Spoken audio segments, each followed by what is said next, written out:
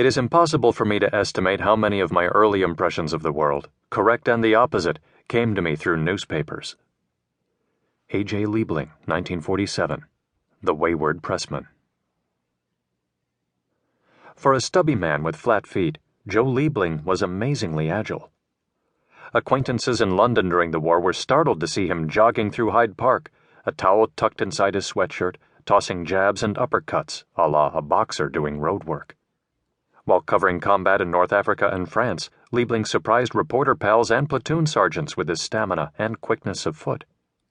Still, whether at the Hotel Lede in Algiers, Scott's Bar in Piccadilly, or a dumpy cafe in La Rive Gauche, Joe Liebling did some of his best work sitting on a bar stool. It was in a gin joint near the New Yorker offices in the fall of 1939 that Liebling wheedled his way to Paris. Janet Flanner, the New Yorker's longtime Paris correspondent who wrote under the pseudonym Genet, had a family situation that required her to return to the States. Liebling, who'd studied at the Sorbonne in 1926 and adored everything French, had always coveted the Parisian beat, especially now that his héros in the French army were, for the second time in 2 decades, facing down their foe from the east. His immediate superior, fellow writer St. Clair McKelway, was impressed by anyone who could converse in a foreign language. So, after Liebling plied him with alcohol and began not only babbling in French, but also offering paeans to Gallic culture and cuisine, McKelway, who'd been cool to the idea of his chubby 35-year-old friend heading to Paris with Hitler's forces massed along the Maginot Line, crumbled. But before Liebling could book passage on the Pan Am Clipper, the move had to be blessed by Harold Ross, the New Yorker's irascible founder. Ross loved Liebling's writing, but fretted that Joe's appetite for ooh la la might do him in.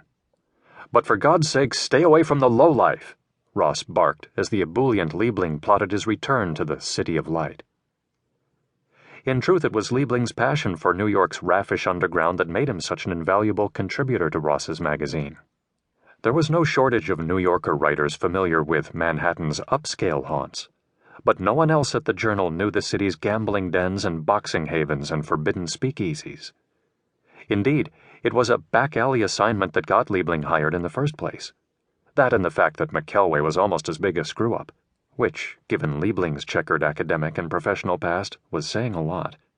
McKelway, remembered New Yorker editor Catherine S. White, had been assigned a 1935 story about a black evangelical faith healer accused of bilking his flock. Although a gifted stylist, McKelway was a slipshod interviewer and note-taker. Liebling, who could be methodical when he put his mind to it, and had connections to bunco artists that could prove helpful, was signed on as McKelway's legman. Their partnership worked beautifully. The story turned out edgy, and Liebling was given a job at the only publication in America suited to his tastes and talent. His New Yorker colleague Brendan Gill marveled at one of Liebling's devastating interview techniques. Joe liked to sit in stony silence, his ovoid head cocked to one side, staring at the interviewee, until the poor thing cracked. It was said of Ring Lardner, one of Liebling's sports-writing idols, that he talked in grunts. Liebling, wrote First Army Public Relations Officer Lieutenant Roy Wilder, Jr., was the obverse. Joe talked in chuckles. When provoked, however, chuckling Joe was prone to fisticuffs.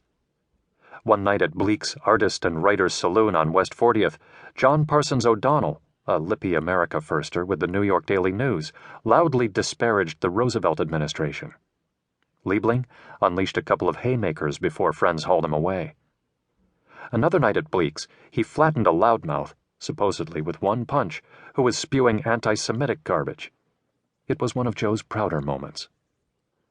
Catherine S. White, E.B.'s wife, was around Liebling for decades.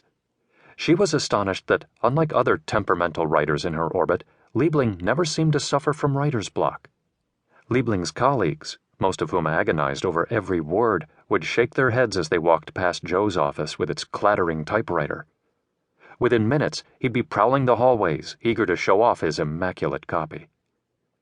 "I can write better than anyone who can write faster," Liebling once boasted, "and I can write faster than anyone who can write better." It's not that the fast but still good Liebling couldn't have been a successful newspaper man. It's that he chose not to.